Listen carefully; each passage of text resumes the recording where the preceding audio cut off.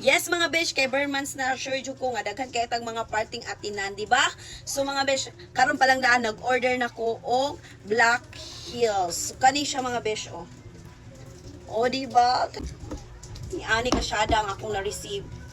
Tanawa mga besh. Makaputi sa tiil mga besh ang glitters.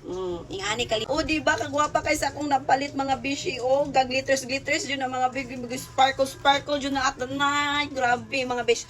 Ang yang quality mga besh lig-on na mga beshi tawara gud na mga beshi o 200 plus ra ni ha.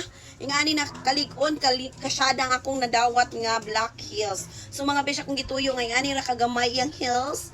Dili siya sakit sa imong tiil. Dili po siya sakit gamiton mga besh.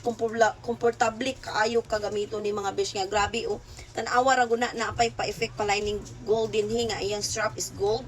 Nga napay pabitay-bitay ana mga besh o tanawa o. Naana siya pabitay-bitay mga besh.